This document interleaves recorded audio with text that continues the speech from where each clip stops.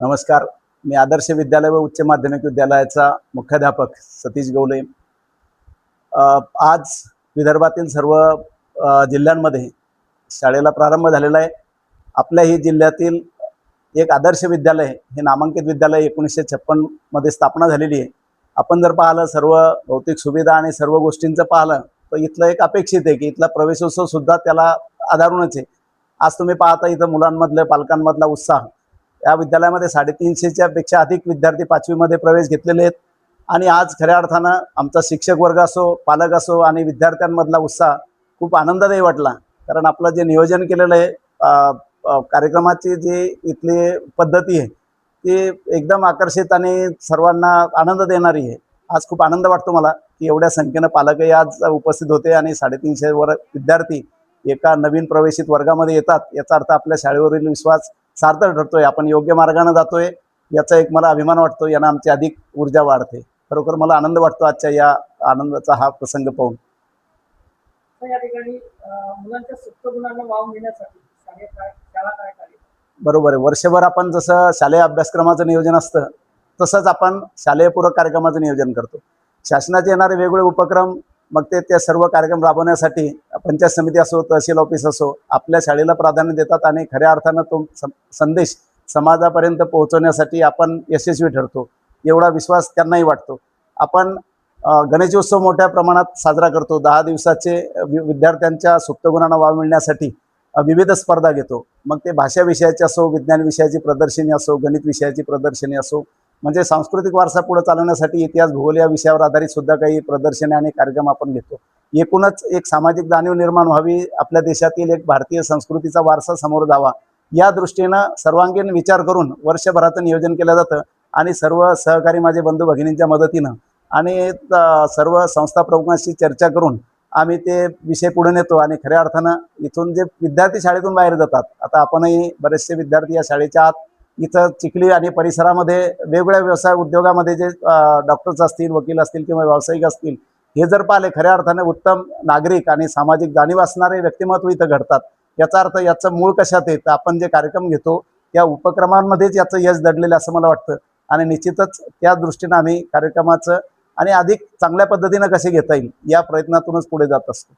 दरवर्षी वेगवेगळे उपक्रम समोर या ठिकाणी आपण जे सादर करता येतं त्या माध्यमातून यावेळी काही संकल्प वगैरे आहे का शैक्षणिक? निश्चितच. आता आम्ही ज्या शासनाच्या मुलांच्या ज्या पुढं ज्या विविध स्पर्धा होतात म्हणजे UPSC MPSC असो किंवा अन्य स्पर्धा असो, त्याचं मुळारोपण आम्ही 5वी पासूनच म्हणजे त्या शिष्यवृत्ती परीक्षा असो, 8वीतून होणारी NMMS एक्झाम असो किंवा अन्य नवोदयची परीक्षा असो, दरवर्षी आपल्या शाळेतील नवोदयमध्ये जाणारे विद्यार्थी आहेत, शिष्यवृत्तीमध्ये शिष्यवृत्ती घेणारे विद्यार्थी आहेत पात्र होणारे, त्यासोबत NMMS धारक विद्यार्थी आहेत आणि एवढंच नाही तर चित्रकलेसारख्या स्पर्धेत 250च्या वर विद्यार्थी प्रवेश घेतात आणि 46 विद्यार्थी यावेळेस A ग्रेडमध्ये आपले पास झालेले आहेत. आणि क्रीडा क्षेत्राचं तर पहा, तालुका जिल्हा विभागामध्ये आणि राष्ट्रीय स्तरावर यावेळेस विराट जाधव नावाचा विद्यार्थी राष्ट्रीय स्तरावर आपला आलेला आहे. म्हणजे गेल्या 3 वर्षापासून सलग आपल्या शाळेतील विद्यार्थी राष्ट्रीय स्तरावर जातात.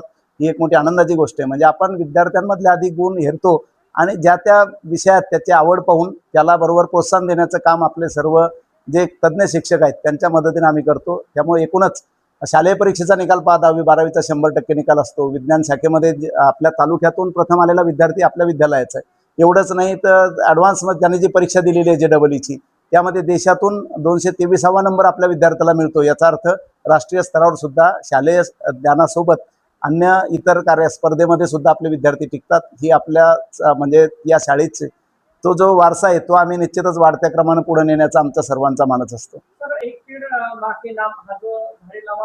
छान छान. तो पर्यावरणपूरक आहे. कारण आपण सगळे जाणता की आईवर जेवढं आपण प्रेम करतो, आपल्याला जर पुढची पिढी जिवंत पाहिजे असेल, स्वच्छ आणि शुद्ध पाणी पाहिजे असेल, शुद्ध हवा लागत असेल तर पर्यावरण जिवंत राहिलं पाहिजे आणि पर्यावरणाला पूरक आपण जगलं पाहिजे हा आमचा मूळ संदेश आहे.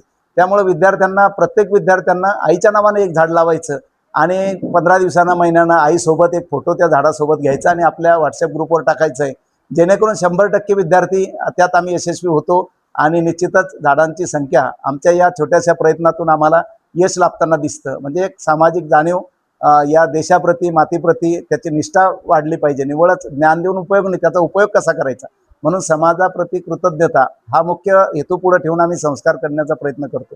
पालकवर्गांना काय आव्हान करणार, कारण की शाळेचा पहिला दिवस आहे. बरोबर आहे. पालक वर्ग घटना या ठिकाणी घडतात. पालक वर्ग मोठ्या संख्येने आले. त्यांना माहिती आहे आपल्याला आमचे 5वीचे 7 सेक्शन आहेत, अन्य इतर उरलेले सेक्शन आहेत. तर नवीन प्रवेश झाल्यानंतर एक चांगल्या कोणत्या वर्गात आपल्याला प्रवेश मिळतो, चढाओढ असते, कारण सगळे वर्ग शिक्षक आणि इतर विषय शिक्षक सुद्धा अतिशय जोमानं काम करतात की जेणेकरून आपल्या वर्गात किंवा त्या एक नावलौकिक त्या शिक्षकांचा असतो. त्यामुळे पालकांना उत्सुकता असते की पहिले या शाळेत प्रवेश मिळाला पाहिजे आणि त्यातल्या त्यात कोणत्या सेक्शनला तो असला पाहिजे, कारण विविधता आहे. आमचा पहिला ए सेक्शन हा सर्वसामान्य विषय सगळीकडे असतात तसा विषय असतो आणि ब कडं 3 सेक्शन आमचे संस्कृत आणि हिंदीचे असतात, संयुक्त हिंदी, आणि बाकीचे 3 वर्ग हे व्होकेशनल कोर्स आहे. कारण मोदी साहेबांचा जे विचार आहे की बुवा आपल्याला उद्यमशीलता विद्यार्थ्यांमध्ये असली पाहिजे, म्हणून एक मान्यताप्राप्त विषय आपल्याकडे त्या विषयात सुद्धा प्रवेश घेण्याची मुलांची फार ओढ असते आणि पूर्ण ज्या पालकांना त्या विद्यार्थ्यांना प्रवेश मिळण्यासाठी आम्ही पूर्ण प्रयत्न करतो आणि त्याला ज्ञान सुद्धा त्याचं देण्याचा यशस्वी प्रयत्न करतो. शाळेमधल्या ज्या सुखसुविधा आहेत त्याबद्दल आपण काय म्हणणार आहोत? हा, बरोबर. तुम्हाला लक्षात आलं असेल की एखादी अनुदानित शाळा एवढ्या भव्य स्वरूपात 3 मजले, एवढं मोठं एक सभागृह आणि सर्व अर्थानं माननीय आमचे संस्था प्रमुख जे आहेत, माननीय अध्यक्ष आदरणीय रामकृष्ण दादा शेट्टी असो, आदरणीय सचिव साहेब प्रेमराजजी भाला आणि अन्य संचालक मंडळ, या सर्वांचं लक्ष असतं की प्रत्येक ब्रँचवर, आणि आदर्श विद्यालय त्यातल्या त्या शहरातील एक नामांकित शाळा 1956 पासून जर तिचा वारसा पुढे चालतोय, तर खऱ्या अर्थानं आताच्याही या खाजगीकरणामध्ये 3000पर्यंत संख्या नेऊन ठेवणारं हे अनुदानित विद्यालय. इथं पाहिलं तुम्ही इथलं शौचालय पहा, किती स्वच्छ, 2 वेळेस ते स्वच्छ केलं जातं आणि विद्यार्थ्यांच्या तुलनेत तेवढी सुविधा आहे. एक महत्त्वाचं महाराष्ट्रात मला नाही वाटत एखाद्या शाळेत एवढ्या मोकळ्या स्वरूपात मोठ्या स्वरूपात आरोचं पाणी मिळत असेल. विद्यार्थ्यांना स्वच्छ आरोचं पाणी इथं दिलं जातं. यासोबत बसण्याची फर्निचरची व्यवस्था असो किंवा अन्य सुविधा असो, 100% सुविधा संस्थेनं आमच्यासाठी उपलब्ध करून दिलेलं आहे. खऱ्या अर्थानं हे एक आत्ताच्या काळामध्ये अनुदानित शाळेला एवढ्या सुविधा असणं हे एक आनंदाची गोष्ट आहे. आपल्या परिसरासाठी ही एक मोठी गोष्ट आहे की इतक्या भौतिक सुविधा एखादी संस्था एखादं ध्येय समोर ठेवून देऊ शकते, ही आमच्या शिक्षकांसाठी एक मोठी आनंदाची गोष्ट आहे.